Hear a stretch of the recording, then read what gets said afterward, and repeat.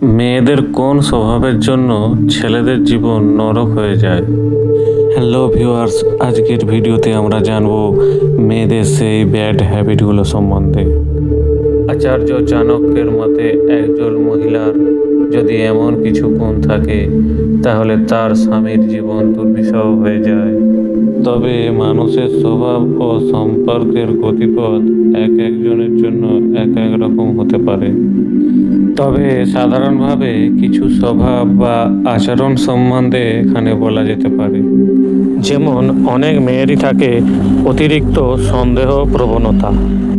অতিরিক্ত সন্দেহ প্রবণতা যদি একজন মেয়ে তার সঙ্গীকে সবসময় সন্দেহ করে বা তার প্রতি ব্যক্তিগত স্বাধীনতাকে সীমিত করতে চায়, তাহলে সম্পর্কের মধ্যে অস্থিরতা আসতে পারে। অতীত নিয়ে ঘাঁটাঘাঁটি করা, যদি সবসময় অতীতের ভুল বা সম্পর্কের পুরানো বিষয়গুলি টেনে আনা হয়, তাহলে বর্তমান সম্পর্কের সৌন্দর্য নষ্ট হতে পারে এবং এটি সম্পর্ক ভাঙার মূল কারণ হয়ে দাঁড়ায় এবং ছেলেদের ব্রেনে প্রচুর চাপ পড়তে থাকে। কিছু কিছু মেয়েদের অতিরিক্ত প্রত্যাশা থাকে। বাস্তবতার সঙ্গে মিল না রেখে বেশি কিছু প্রত্যাশা করলে ছেলেরা সাময়িকভাবে চাপে পড়তে পারে এবং সম্পর্কের ভারসাম্য নষ্ট হতে পারে। নিয়ন্ত্রণ করার প্রবণতা, কিছু কিছু মেয়েরা আছে যারা সব কিছু তার নিয়ন্ত্রণে রাখতে চায়। তখন ছেলেদের স্বাধীনতা এক হুমকির মধ্যে পড়ে। তখন সেই সম্পর্কের মধ্যে অনেক টানাপোড়েন সৃষ্টি হয়।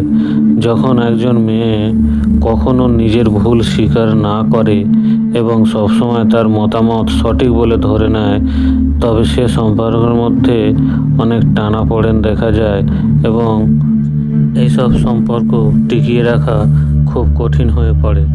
অধিকাংশ মেয়েদের মধ্যে যোগাযোগের অভাব দেখা যায়। স্বামী স্ত্রীর মধ্যে ভালো কোলাকুলি, কথা না বলা বা গুরুত্বপূর্ণ বিষয় এড়িয়ে যাওয়া সম্পর্কের ভুল বোঝাবুঝি বাড়িয়ে তুলতে পারে।